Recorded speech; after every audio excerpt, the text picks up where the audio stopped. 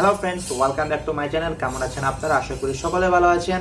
Thumbnail এবং description দেখে ইতিমধ্যে বুঝে গিয়েছেন যে আজকের ভিডিওটি কোন বিষয়টি নিয়ে হতে যাচ্ছে।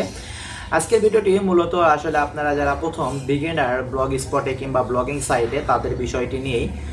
তো হ্যালো ফ্রেন্ডস, আমি মাহফুজ আছি আপনাদের সাথে। আপনারা যদি আমার চ্যানেলে নতুন হয়ে থাকেন তাহলে অবশ্যই চ্যানেলটি সাবস্ক্রাইব করবেন এবং পাশে থাকা বেল আইকনটি অবশ্যই প্রেস করে রাখবেন পরবর্তী আপডেটের জন্য। আমি আপনাদের সাথে অনলাইন আর্নিং রিলেটেড বিষয় সম্পর্কে ভিডিও শেয়ার করে থাকি, তো সেক্ষেত্রে আপনারা আমার চ্যানেলটি সাবস্ক্রাইব করে রাখতে পারেন। তো মূল বিষয়টি যেটি হলো, আপনারা হয়তো আপনাদের মাঝে অনেকেই আছেন যারা আসলে লেখালেখি ভালো পারেন কিংবা লেখালেখি করার মাধ্যমে আপনারা হয়তো চিন্তা করছেন ব্লগিং করে হয়তো আপনার অ্যাডসেন্স অ্যাপ্রুভাল করে সেখান থেকে হয়তো কিছু আর্ন করবেন। তো এই ক্ষেত্রে আপনারা হয়তো প্রথম অবস্থায় অনেকেই বোঝেন না যে কিভাবে কিংবা কোন প্রসেসে লেখালেখি করলে আসলে আপনারা ব্লগ স্পটে কিংবা আপনাদের ব্লগিং যে ডোমেন আছে .com বলেন, .net কিংবা .in যে ডোমেনগুলো আছে সেই ডোমেনগুলো নিয়ে আপনারা কিভাবে আর্ন করতে পারবেন এই বিষয়টি সম্পর্কে হয়তো আপনারা অনেকেই জানেন না। তো আজকে যে ভিডিওটি আমি আপনাদের সাথে শেয়ার করছি সেটি আসলে সেই বিষয় নিয়ে। তো প্রথমে একটি প্রশ্ন থেকে থাকে যে আসলে ভাইয়া যে আমি ব্লগ স্পটে অ্যাকাউন্ট করে অ্যাডসেন্স অ্যাপ্রুভাল করতে পারবো কিনা। তো সেক্ষেত্রে আমি আপনাদের বলে রাখি, আপনারা যদি ব্লগ স্পটেও যদি লেখালেখি করে আর্ন করতে চান তাহলে সেখানেও সম্ভব, আপনারা সেখানেও গুগল অ্যাডসেন্সের অ্যাপ্রুভাল পাবেন। তো সেক্ষেত্রে আপনাকে নিয়মিত কাজ করে যেতে হবে। আসলে শুধু ব্লগ স্পট না, আপনি যে সেক্টরে কাজ করতে চান আপনাকে অবশ্যই নিয়মিত কাজ করতে হবে এবং আপনার প্রচুর পরিমাণ ধৈর্য থাকতে হবে। শুধু যে আপনি লেখালেখি ভালো পারলেই আপনি ব্লগ স্পটে অ্যাপ্রুভাল পেয়ে যাবেন এরকম কোনো বিষয় নয়। আর যে বিষয়টা হলো, হয়তো আপনি লেখালেখি ভালো পারেন এবং ভালো পরিমাণ কিংবা ভালো লেভেলের কন্টেন্ট আপনি ক্রিয়েট করতে পারেন এবং লিখতে পারেন, কিন্তু সেক্ষেত্রে হয়তো দেখা গেল আপনি 5-6 দিন কাজ করার পর আপনার আর হয়তো সেক্ষেত্রে ধৈর্য হলো না সাইটটিতে কাজ করা। তো সেক্ষেত্রে আপনি সেখানে অবশ্যই অ্যাডসেন্স অ্যাপ্রুভাল পাবেন না। তো আমি আপনাদের এই সেক্টরে আসার আগে অবশ্যই বলে রাখবো, আপনারা যদি ব্লগিংয়ে কাজ করতে চান, অর্থাৎ ব্লগ স্পট বলেন কিংবা আপনার ডোমেনে কাজ করতে চান, অবশ্যই আপনাকে প্রচুর পরিমাণ ধৈর্য নিয়ে এই সেক্টরে আসতে হবে।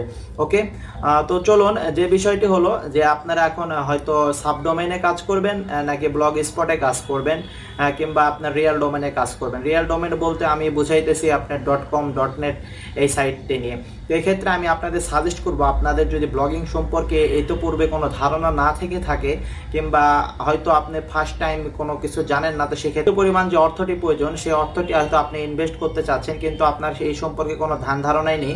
তো সেক্ষেত্রে আমি বলবো অবশ্যই আপনারা ডোমেন কিনে কাজ করবেন না। সেক্ষেত্রে আমি আপনাদের সাজেস্ট করব অবশ্যই ব্লগ স্পটে যে সাবডোমেন আছে সেই সাবডোমেনের মাধ্যমে আপনারা চেষ্টা করুন। তো সেখান থেকে যদি আপনি ভালো কিছু করতে পারেন তো সেই টাকাটি আপনি পরবর্তীতে ডোমেন কিনে সেখানে আপনি ইনভেস্ট করে আপনি সেখানে কাজ করতে পারবেন। আমি কথাটি বললাম কারণ আপনাদের মাঝে অনেকেই আছেন হয়তো আরেকজনকে দেখে কিংবা আরেকজনের ভিডিও দেখে হয়তো চিন্তা করেন যে ওই ভাইয়া অনেক ব্লগ স্পটের মাধ্যমে কিংবা ডোমেন .com সাইটের মাধ্যমে অনেক ইনকাম করতেছে আর্টিকেল ক্রিয়েট করে। তো সেক্ষেত্রে আসলে অন্যকে দেখে আপনি অনুপ্রাণিত হবেন, ঠিক আছে, বাট আপনার লেভেলটি কিংবা আপনার ধৈর্য সম্পর্কে আপনাকে ধারণা রাখতে হবে প্রথমে। অযথা আরেকজনকে দেখে আরেকজন ইনকাম করতেছে এইটি দেখে আপনি যে হয়তো 5-10 হাজার টাকা ইনভেস্ট করে ফেললেন, তো সেক্ষেত্রে হয়তো দেখা গেল আপনি পরবর্তীতে তার কাজটি করতে পারলেন না, সেক্ষেত্রে আপনার টাকাগুলো লস হবে।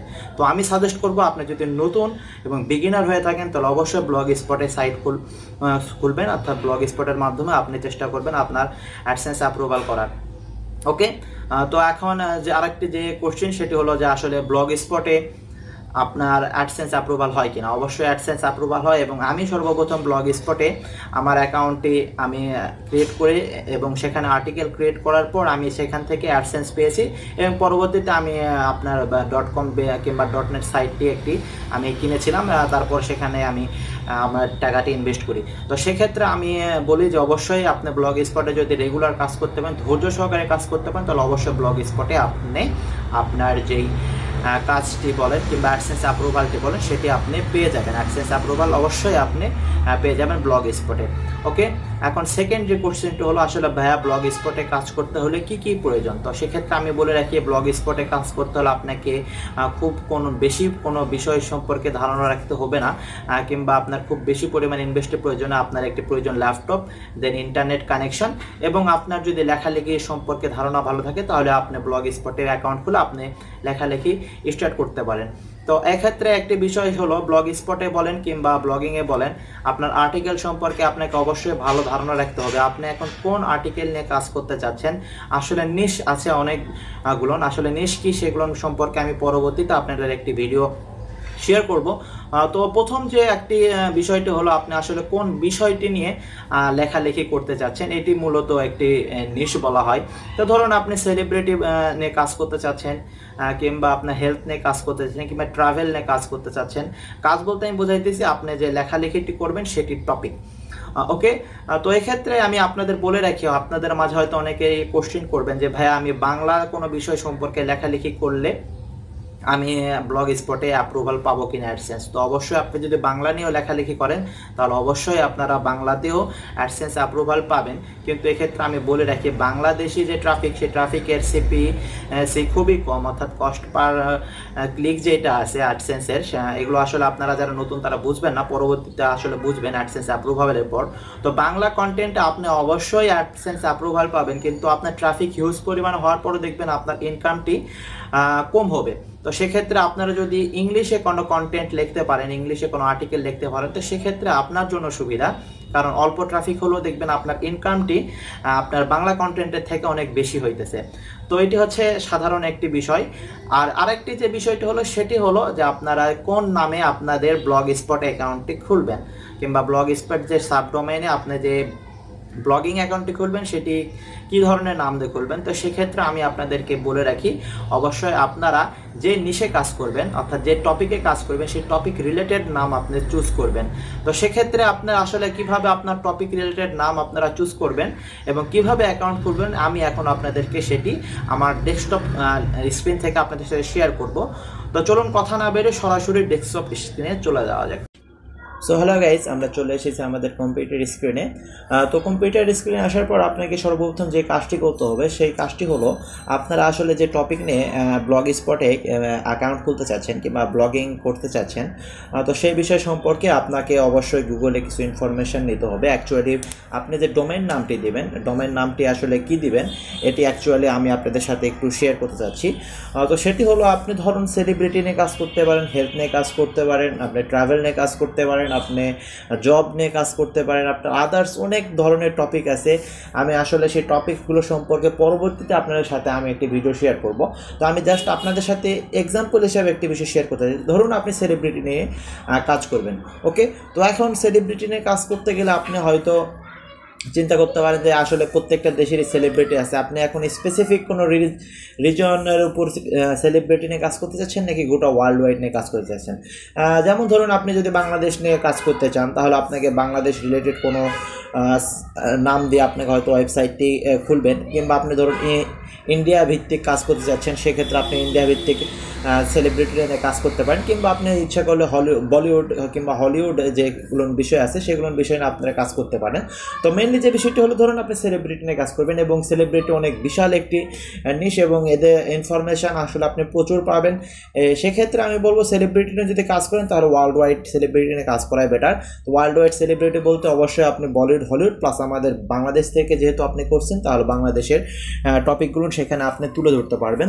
তো সেক্ষেত্রে ধরুন আপনি এখন সেলিব্রিটি নিয়ে কাজ করলে কি ধরনের টপিক নিয়ে কাজ করবেন, সেক্ষেত্রে একটা প্রশ্ন এসে থাকে হয়তো আপনি ধরুন আপনি সেলিব্রিটি ড্রেস নিয়ে হয়তো আপনি নিশ লিখতে পারেন, আপনার আর্টিকেল যেটি সেই আর্টিকেলটা আপনি সেলিব্রিটি ড্রেস নিয়ে করতে পারেন। দেন আপনার আর্টিকেলটি সেলিব্রিটিদের হাইট এবং ওয়েট, উচ্চতা, বায়োগ্রাফি নিয়ে করতে পারেন, আপনি সেলিব্রিটিদের লাইফস্টাইল নিয়ে করতে পারেন, আপনি সেলিব্রিটিদের নেটওয়ার্থ নিয়ে করতে পারেন, আপনি সেলিব্রিটিদের upcoming movie, upcoming fashion, upcoming যে সকল অনুষ্ঠান আছে এই সকল বিষয় নিয়ে আপনি কাজ করতে পারেন। তো ধরুন আমি নর্মালি আপনি হয়তো সেলিব্রিটিদের ধরুন আপনি ইন্ডিয়ান সেলিব্রিটি নিয়ে কাজ করবেন, তো সেই ক্ষেত্রে কী করবেন, ইন্ডিয়ান সেলিব্রিটি লিখে সার্চ দিবেন, ওকে। ইন্ডিয়ান সেলিব্রিটি আচ্ছা ইন্ডিয়ান সেলিব্রিটিস হেইট এবং ওয়েট নিয়ে কাজ করবেন, তাহলে এক্ষেত্রে আপনি Indian celebrity height and weight দিয়ে সার্চ করবেন। করার পর আপনার গুগল যে সার্চ করছেন তার নিচের দিকে আসবেন, দেখবেন এই সাইটে আসলে অনেকগুলো আপনার সাজেশন দেওয়া আছে, এগুলো আসলে এক একটি কিওয়ার্ড সার্চ অথবা অন্যান্য ট্রাফিক যেগুলো সার্চ করেছে। তো আপনি এখান থেকে একটি নাম চুজ করবেন।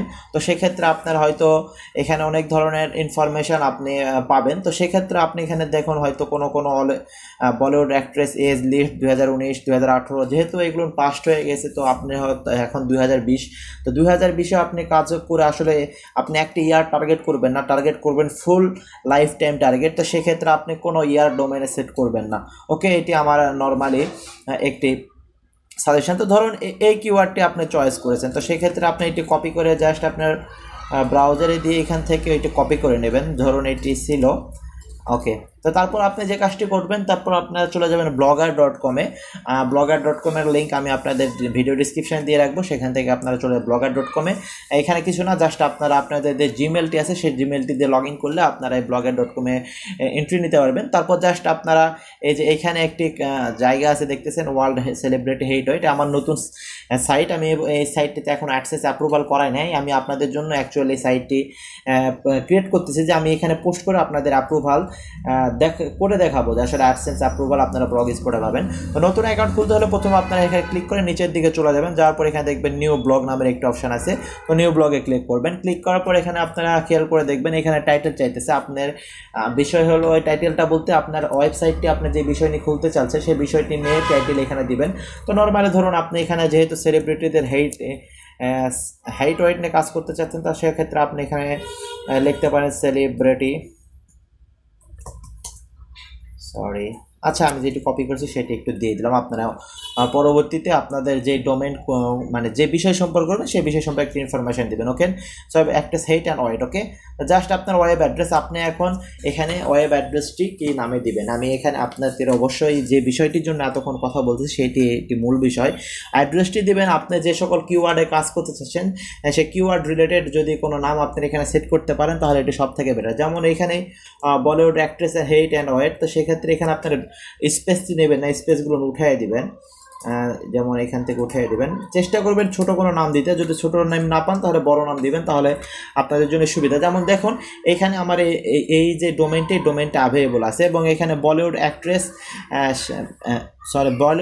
হেইট অ্যান্ড ওয়েট নামের এই blogspot.com এটি হচ্ছে আমার ডোমেনের নেম। ওকে, তো এই ক্ষেত্রে আপনার সুবিধা কী হবে, আপনি ধরুন এই যে কিওয়ার্ডগুলো আছে, কিওয়ার্ডটি যখন আপনি পোস্ট করবেন, পোস্ট করার সময় দেখবেন এই কিওয়ার্ডগুলো যখন আপনার ডোমেন নেমেও থাকবে, প্লাস আপনার কিওয়ার্ডেও থাকবে, প্লাস আপনার যে আপনার যে আর্টিকেলের যে ডিসক্রিপশান কিংবা আর্টিকেলের ভিতরে যখন কিওয়ার্ডগুলো থাকবে এই কিওয়ার্ডগুলো আপনাকে হেল্প করবে আপনার পোস্টে র্যাঙ্ক করাতে।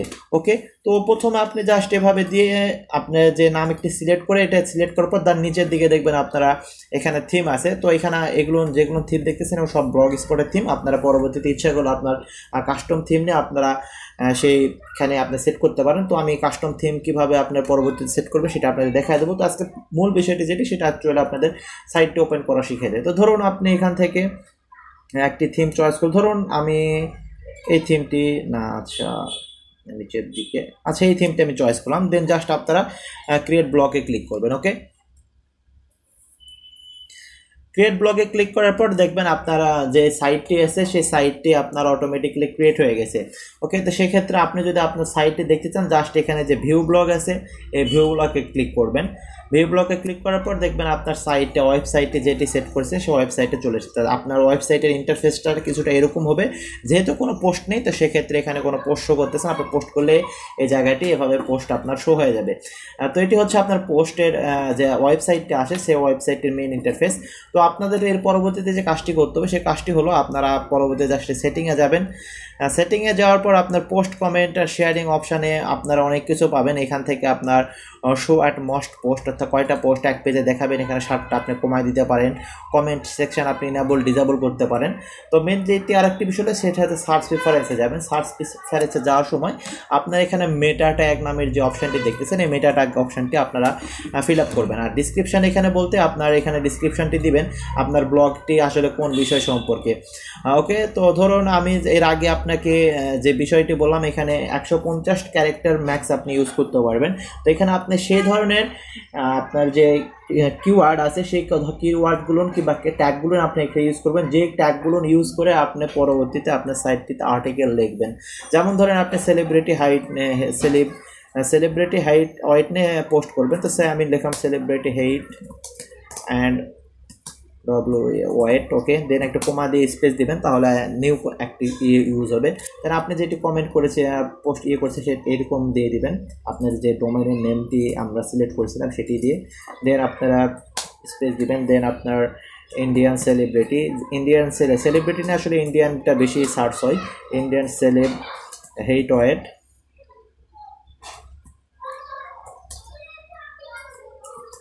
Etcetera, okay. আপনারা আরও যেগুলো আপনার যদি আসলে পোস্টের উপর ডিপেন্ড করে আপনি এগুলো সেভ করবেন, ওকে। দেন জাস্ট সেভে ক্লিক করবেন, সেভ হয়ে গেল।